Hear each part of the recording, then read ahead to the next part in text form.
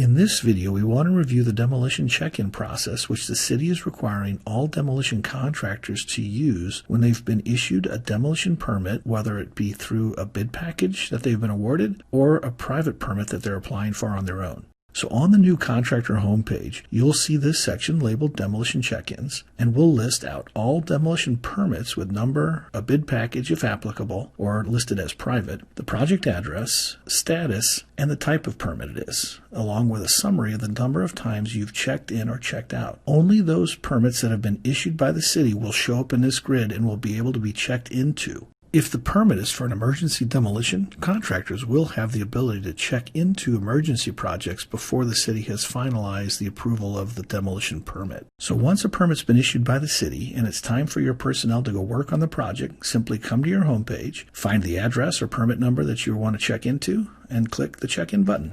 The check-in button will open a new pop-up, and because we're recording this video on a Saturday, the system knows that we are outside the permittable hours or allowable hours to check into a project.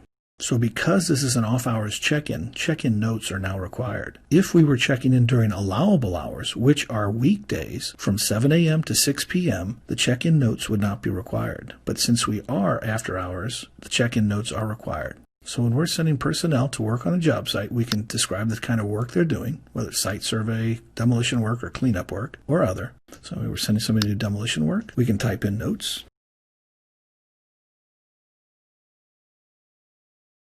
And we can also request an inspection at the time we are checking in. So you have the option to not schedule an inspection, or if you think you'll be ready at a later date, because you cannot request an inspection today, you can request an inspection in the future. So we can request a type, maybe it's a basement inspection, and we want to request it for next week, December 30th. We'll go for that, and we'll save the check-in. So now we're checked into this project. You can see the link just moved from the check-in side to the check-out side. We've had a total check-ins of 6 on this project, and we have an inspection that has been scheduled and requested of the inspector at the same time. So we can go here to view this permit, and on the permit page, you can see that we have a new tab labeled Check-in. Here you can see a list or summary of all of the check-ins that you've performed for this project. You can also check in, and you also have the checkout link here as well. Now, if you've been awarded this permit through a bid package, and you're going to invoice the city for the work when you're completed, you will also need to come to this tab and print out the summary of all of your check-ins, and you can do so by using this button here.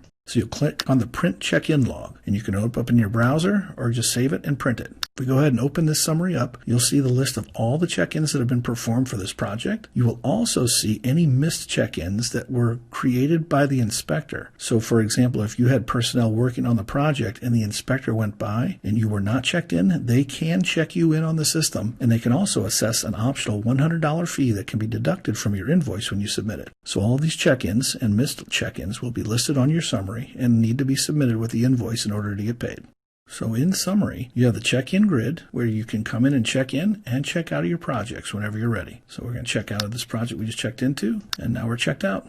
It's as simple as that, very easy to use. The new design is very mobile friendly, so you'll be able to use this screen from mobile phones as well as tablets. Thank you for your time. If you have any questions, please ask your district inspector. Thank you.